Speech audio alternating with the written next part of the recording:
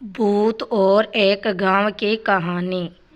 केशवपुर गांव में अधिकतर लोग खेती करने वाले ही थे। पूरे गांव में सिर्फ दो ही कुएं थे जिनसे लोगों को पानी मिलता था। कुछ समय बाद गांव का एक कुआं पूरी तरह सूख गया। अब पूरे गांव के लोग पानी की ज़रूरत के लिए एक ही कुएं पर निर्भर थे। दूसरे कुएं से पानी भरते भरते लोगों को लगा कि कुएं में कोई भूत रहता है। जब गांव के किसान कुएं से पानी भरते थे तो उन्हें अजीब सी आवाज़ सुनाई देती थी। खेती करने वाले पुरुषों की पत्नियों को डर के मारे कुएं के आसपास भी नहीं आती थी। धीरे धीरे पूरे गांव वालों में बात फैल गई कि कुआं भूतिया है। अब रात के समय कोई भी कुएं के पास नहीं जाता। इसी बीच गांव का एक बच्चा कहीं खो गया। काफ़ी ढूंढने के बाद भी बच्चा जब नहीं निकला तो कुछ लोग कुएं के आसपास बच्चों को देखने के लिए गए।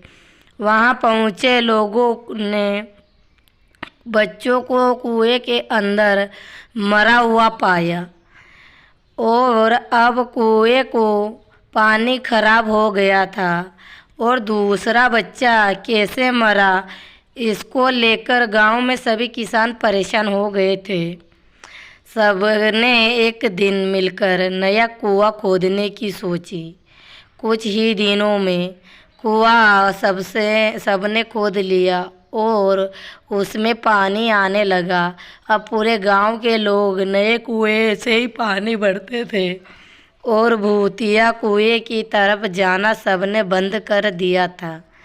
बड़े लोग को समझदार थे इसलिए कुएं के आसपास नहीं जाते, लेकिन बच्चे वहां अक्सर खेलने के लिए पहुंच जाते थे। एक दिन 4-5 बच्चे भूतिया कुएं के आसपास खेल रहे थे। तभी एक बच्चा कुएं में गिर गया। उसके चीखने की आवाज़ सुनकर पूरे गांव वालों ने दौड़ते हुए भूतिया कुएं के आसपास पहुंचे। उन्होंने कुएं के अंदर देखा तो बच्चा मरा दिखा। सबने उस बच्चे के साथ खेल रहे दूसरे बच्चों से पूछा आखिर क्या हुआ। बच्चे ने कहा वो खेलते खेलते पानी को देखने गया, अचानक कुएं में गिर पड़ा। इस हादसे के बाद गांव वालों ने तुरंत एक तांत्रिक को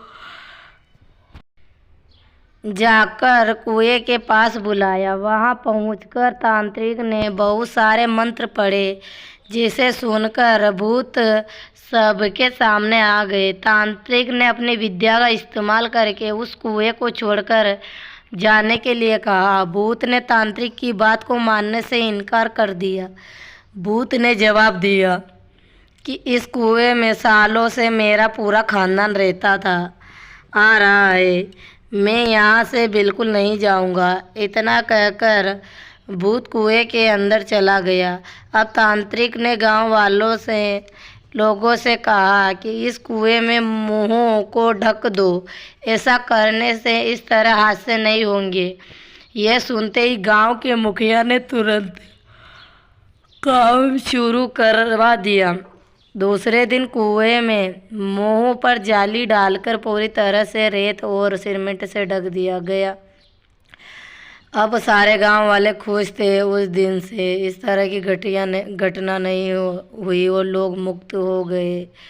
कुएं के डर से लोगों को मुक्ति भी प्राप्त हुई है।